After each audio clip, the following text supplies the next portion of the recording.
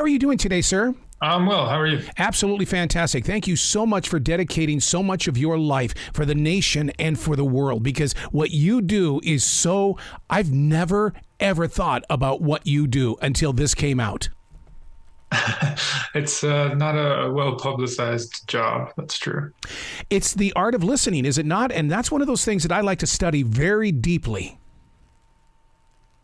Yeah, the nature of being an airborne linguist is your entire job depends on your ability to listen and to determine what's important, what's not important, why something is important, and then what you do with what you listen to. Listeners need to know that when they travel into an independent bookstore, that they need, when they see this book, that you cannot judge the title by its cover. The reason why is because you really take us into an area, like you said, not everybody has been talking about this, but yet it goes so deep into the process of how we make connections without other people knowing we've made that connection. Yeah, the sort of more common term that people are used to hearing is that I spent a lot of time eavesdropping on the Taliban. It wasn't quite eavesdropping. They usually often knew that I was listening, but outside of people who did this job and maybe, if people who've known people who've done this job, you're not going to really know. You couldn't be expected to know what it's like to listen to the Taliban talk about anything. These conversations are so authentic. I mean, what you have to wade through in order to find something that is worth its weight. Yeah. So specifically on my first deployment, I only flew on my first deployment during the day. And, you can imagine if you went and listened to a police scanner or something, mm-hmm. During the day, you're just going to hear all kinds of stuff. People talking about traffic, talking about the weather, talking about whatever. Versus if you were hearing a police scanner at 3 o'clock in the morning, you're probably only going to hear people talking about crime or, adjacent to crime or whatever. But because I flew during the day, I did spend a lot of time listening to people talking about their normal day-to-day lives. Yeah, but Ian, one of the things, because I am a daily writer, there's a term that I kind of didn't come up with. I don't know where it came from, but I believe that we all are hidden speakers. We come up with a language of our own so that others can understand it without other people judging what's being shared. Did you run into a lot of hidden speak from those that were on the radio? Interesting. I never thought about this. No, I don't think so. The nature of the Taliban's communication was very, very open. And even though, they often knew that, if not me specifically, someone like me was listening, I think because of how long they'd been fighting, they sort of didn't care whether anybody else was hearing it. They would just say whatever they felt like saying.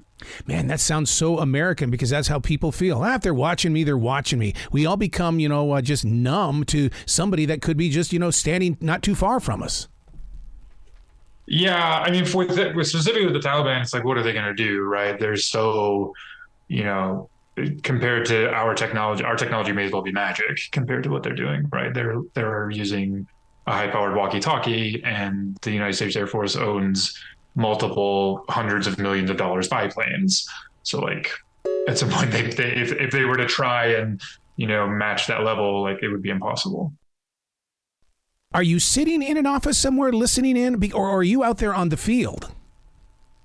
So I'm above the field. So an airborne linguist, I flew on Air Force Special Operations aircraft, most often on planes called gunships. Mm-hmm. So I would be anywhere from 6,000 feet to many more thousand feet overhead, a battlefield if there's a fight going on, or an operation if it hasn't become a fight yet, or a convoy or what have you. So I'm out over Afghanistan, but I'm not, on the ground getting shot at or anything like that. We can't keep radio people inside the studio to do their programs. They're in and out, in and out, in and out. How is it that you can find the focus and the determination to stay put and do your job?